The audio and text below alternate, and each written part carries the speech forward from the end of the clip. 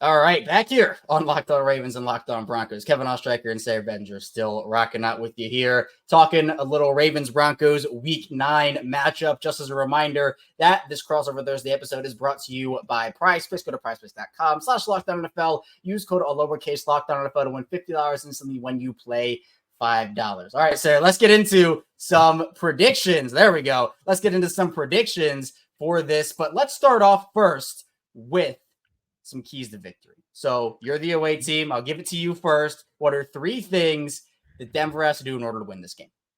Well, number one, and it's a key every single game for the Denver Broncos, is find a way to make the opposing quarterback's life miserable. And that, like you said earlier, going to be very difficult to do against Lamar Jackson, bordering on impossible given his skill set, but maybe not if he's hurt going into this game. We'll see, but still a tough task nonetheless, because 75% of Lamar Jackson is probably more athletic and a crazier playmaker than the Broncos will see all year at the quarterback position. So number one is try to make the opposing quarterback's life miserable. In this case, you're trying to do it against just a guy who's probably about to win his 3rd MVP award, right? So that's the number one thing. Number two, your guys got to go make plays for the quarterback. Bo Nix had 4 total touchdowns against the Carolina Panthers, and still the Broncos left a number of huge plays out there on the field. 3 touchdowns dropped by receivers. So another couple of fumbles last week. Can't have that, and that leads to key number 3. Do not make mistakes. Do not turn the ball over. Don't be fumbling the ball trying to gain extra yards. Don't be losing the football when you're getting pressured from behind. If you're Bo Nix, take care of the football. Let this be at least a 1-possession game going into late in the 4th quarter and give yourself a chance to win. Don't let the Ravens, put their foot on the gas from the very early portion of this game and not look like you belong. The Broncos need to look like they belong in this kind of a game, Kevin, because ultimately since Super Bowl 50, they really haven't belonged in games like this.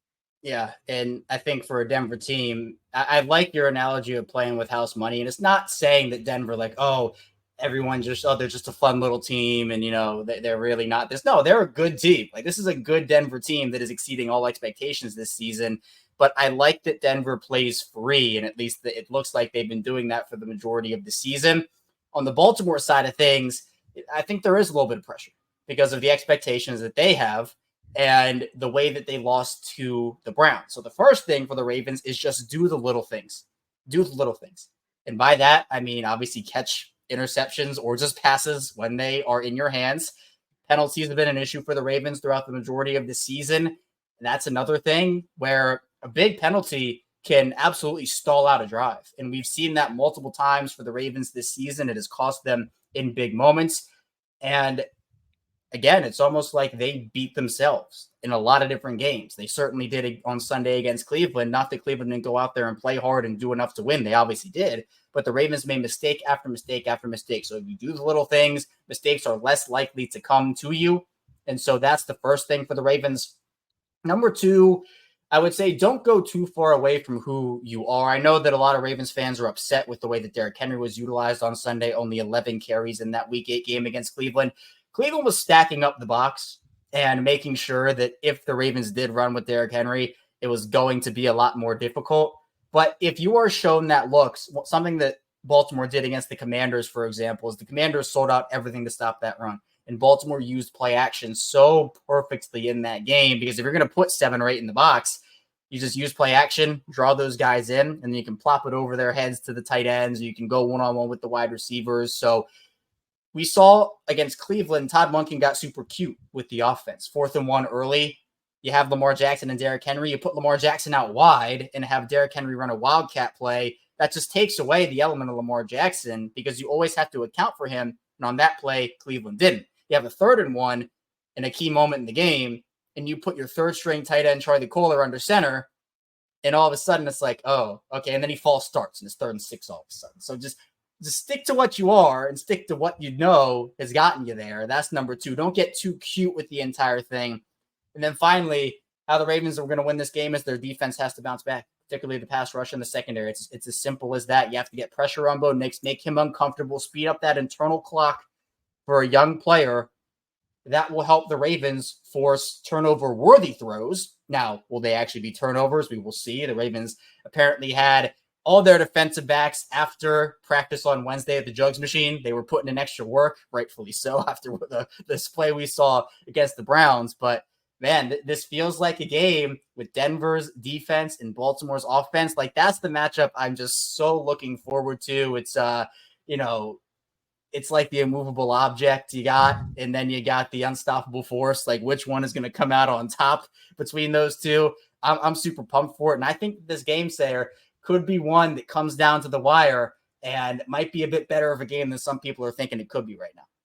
Yeah, what's the line on this game? 9.5 points as far as I last saw on FanDuel. So that's the biggest spread of the week out of any of the games, which is kind of crazy to me because I believe the Jaguars go to Philadelphia as well. So the Broncos are not getting any respect after their month of October, but that's okay. I think that they're a team that really has to prove it, especially against a team like Baltimore that, like, you know what? This is a Ravens team coming off of a loss. I'm sitting there all Sunday like, please don't lose this game. I do not want the Ravens coming off of a loss. You want to be the team that, beats them. And because this is not a team that loses 2 in a row very often. I know we saw it early this year, but it felt way more like an outlier than anything else. I just think for the Broncos, proving that you belong in a game like this is critical. Even win or lose, this is a game that you come in, you go to Baltimore with a rookie quarterback. Sean Payton is obviously very experienced in games like this. The coaching staff is veteran laden. These guys know what they're doing.